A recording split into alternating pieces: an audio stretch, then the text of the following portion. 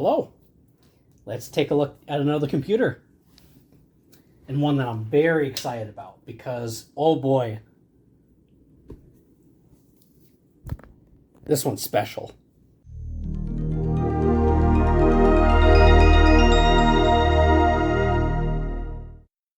This is a Samsung ArtPC Pulse from around 2016 or 2017, and one that is very, very uncommon. I've been eyeing one of these for a long time, and so when I finally found one for a good price, I knew I had to do a video on it. Because, like I said, these things are pretty uncommon. I haven't seen a whole lot of videos about this thing. It's pretty similar to how that HP Wave PC was, where it's essentially a circular designed PC, kind of like the 2013 Mac Pro. The listing said it is equipped with a, I think, 6th gen Core i7 processor, 16 gigs of RAM, and a 512 gigabyte either hard drive or SSD. They didn't really specify. Got a good selection of ports here. We've got USB, USB-C, which is nice, HDMI, Ethernet, SD card, and a standard PC power plug. That is really nice. I don't have to track down a power adapter for this thing, unlike we had to do with the HP Wave.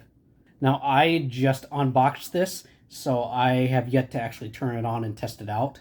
She's overall in pretty good shape. Obviously, some dust here and there, but yeah. She is looking pretty nice. And it's also, like, surprisingly heavy, too. It's surprisingly heavy for a somewhat small PC. So one cool thing about this is you may have noticed these latches right here. That's because this PC is modular. So if we undo one of these latches here and twist, you can take off each individual module. And they're connected to the computer with some sort of proprietary whatchamacallit. So this looks like is our speaker module. I have no idea what this one is. There's no like indications of what it could be. I might have to take a closer look at that maybe. And even without the modules installed, it's still pretty heavy. Oh, and I forgot to mention, it has dedicated graphics. Pretty uncommon to see an AMD graphics card paired with an Intel processor, at least at the time. Most cases it was NVIDIA. So I think before we take this apart and see what's inside, let's see if it powers up. Let's plug it into power. Hopefully we don't get any magic smoke. Okay, everything's fine so far. Now all we gotta do is press the button and hopefully there's some signs of life. Ooh, okay, that's pretty cool. It's got little, like, RGB in there. Nice. Reboot and select proper boot device or insert boot medium. So that leads me to believe that this thing is just completely wiped and we don't have an OS on it, which is fine. It's a pretty interesting looking BIOS. It's very, like, Windows 8-esque. So, like I said, we've got a 6th gen Core i7 processor at 3.4 gigahertz, 16 gigs of DDR memory, and it says there's nothing installed in the SATA port, which is weird because they said that there was like a 512 gigabyte drive in this. BIOS date of 8/26 of 2017. That's probably going to be around the time that this thing was sold. I'm not seeing a drive listed anywhere in here. That's a bit concerning. Let me get my Windows 10 installation disk and see if the drive pops up that way. Oh, wait a second. Press F4 key to recover with factory image using recovery. Okay, let's try that. Oh, I take that back. Yeah, we're gonna have to get an installer loaded. One thing I've noticed is this thing is like dead silent.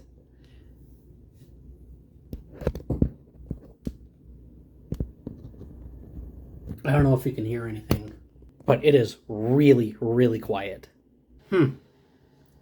Still no drives detected. Yeah, in that case, we'll probably have to open it and take a look, which I was going to end up doing anyway. Hopefully there's a disassembly manual online for this. Well, to my surprise, Samsung actually does have the manual still on their website. Thank you, Samsung. You did something good for once. I think before disassembling the computer itself, I want to see what this thing is. I'm curious. Let me get my handy dandy toolkit, because we're not going to get very far without that. Oh, the manual says it's a storage module.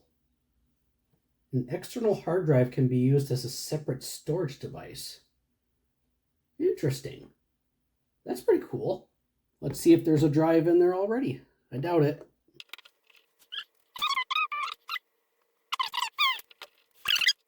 Better make this video count, because I didn't see any replacement parts online for this at all. Let's move it a little bit. I don't think that's how we're supposed to get into it though, so let's try disassembling from the bottom instead. Be very careful not to strip any of these screws. I usually end up stripping screws anytime I do projects. What's new? Scooby-Doo.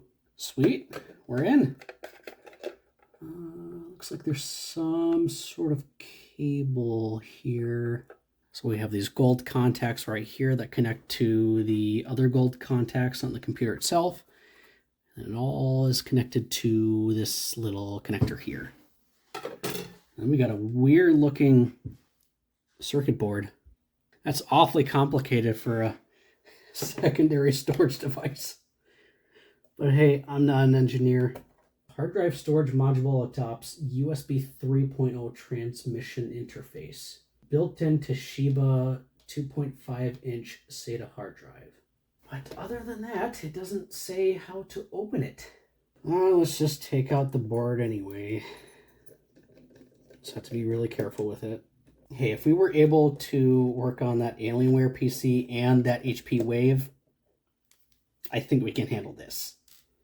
Because I feel like those were a lot more difficult. There's the circuit board. Most likely this entire thing just controls the hard drive and the communication with that proprietary connector. Okay, I'm seeing more screws down here, so I think we're getting closer.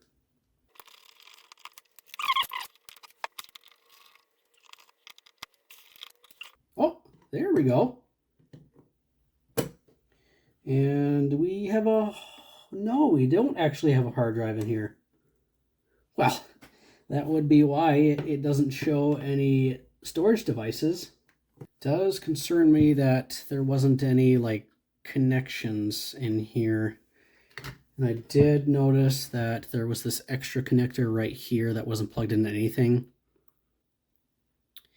I'm hoping that's not a proprietary connector, because that would be really nice to have extra storage. Well, either way, we're just gonna put it back together for now. That is a really small spring, and we do need it for the latch, so let's not lose that. And of course, I'm not taking apart the speaker because, well, it's a speaker. I don't really need to see the inside. All right, so I'm guessing we gotta start from the bottom here. At least that's how that HP Wave worked.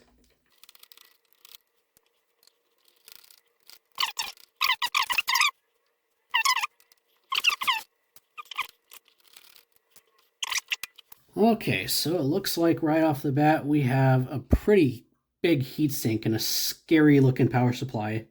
We're going to steer clear of that.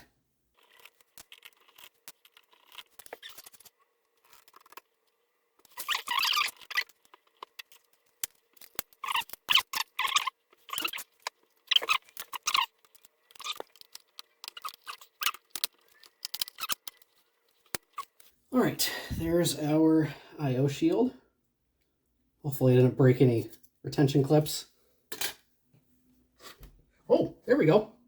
Yep, that was it.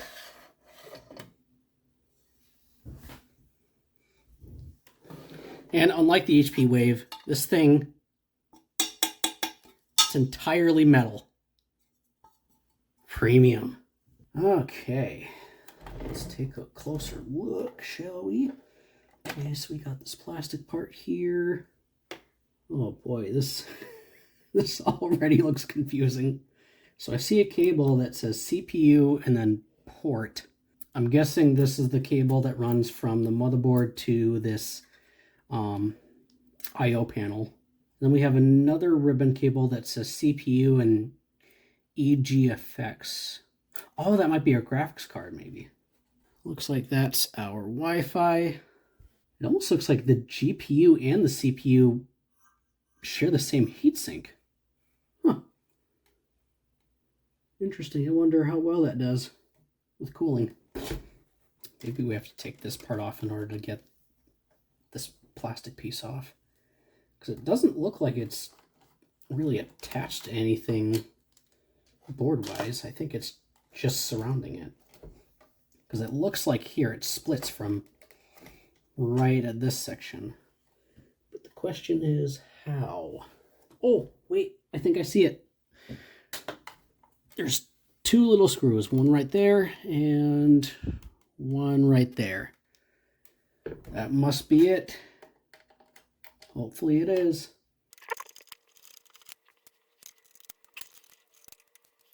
Now, does it want to come apart?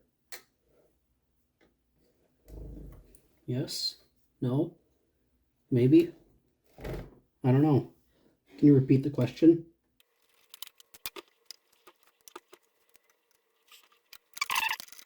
I need to be really careful where I put my hand because that power supply is like right there. I have felt 120 volts before. Trust me, it does not feel good.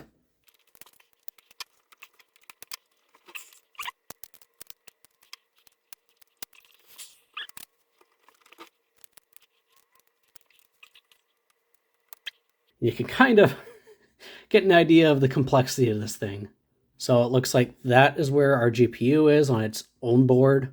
And then down here is our main board, most likely with the CPU as well. There's the section with the power supply. There's our cooling fan. There's our motherboard with our CPU. Hey, it's got a Radeon RX 460 though. Not too shabby. Obviously nothing special nowadays, but at least it has a GPU.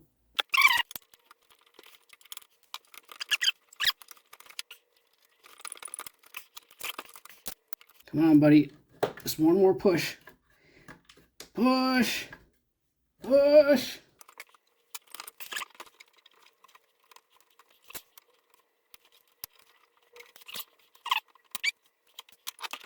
Ooh, careful. Very careful.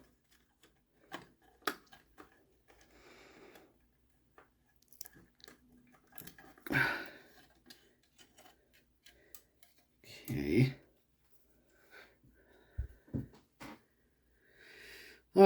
Finally got that part off. Oh, we got the top part off. That'll make things a little bit easier. That fan is a lot bigger than I was expecting. I wonder why this thing was really quiet. It's got decent cooling. That heatsink is most definitely where most of the weight comes from with this thing. My lord.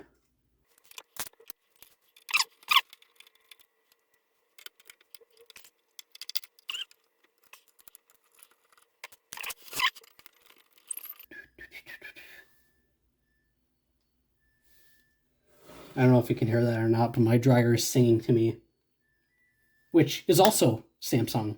Yeah, not entirely sure why, but I've noticed that Samsung appliances just for some reason love to sing. Okay, there's our motherboard. All of that only to find out there's no drive in this. Ugh. The listing said it had one. Are you kidding me?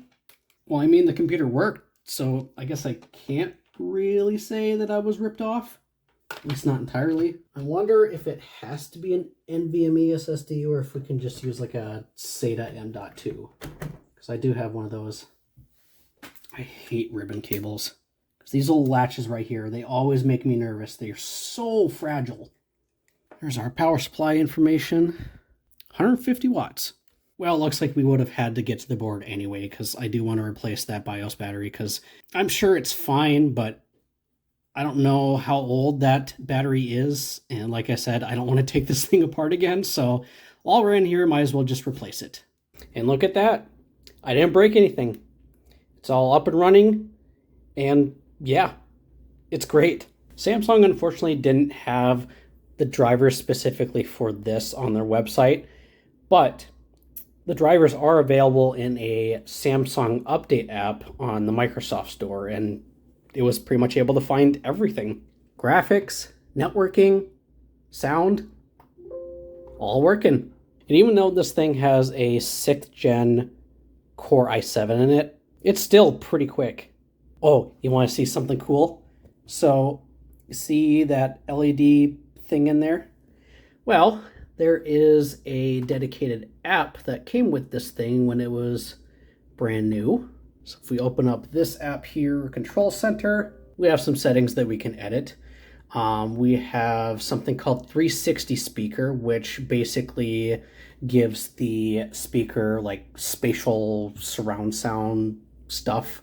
We can select an audio effect, playback device information. This thing also has Bluetooth, so you can actually use this as a Bluetooth speaker. Pretty cool. And if we go to LED effects, this is where we can adjust settings for that little LED halo thing in there. So obviously we can do stuff like change the color. Pretty cool. We can also add different effects like the sunshine one. Or we can do ocean waves. That one's personally my favorite. Green grass. Breathing. And rainbow. We also have the setting called Smart Notifications, where it uses the LED to check for notifications regarding another operation. So, for example, if we get a taskbar notification while the system is in full screen, or when the screensaver activates, it'll give us a little like notification LED. And the same thing goes with a regular notification while we're using the system.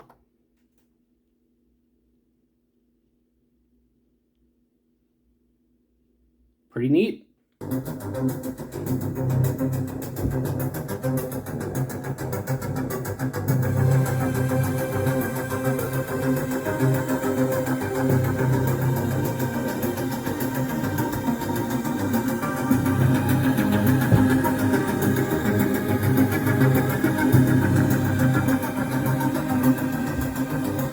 I have no idea what Samsung was thinking when they made this thing, but honestly, I'm glad they made it. Just everything about it is just so Samsung. At the end of the day, yeah, it's just a normal computer, but come on. It's hard not to love. It looks really futuristic and appliance-like. Doesn't really look like a traditional computer. And honestly, I love when companies do that, where they break the norms and try something new, whether it fails or succeeds. So I don't really know what I'm going to do with this. I'm definitely still going to keep in my collection because these things are very, very hard to come by nowadays. I got really lucky with this one. So I thank you all for watching, and I'll see you next time.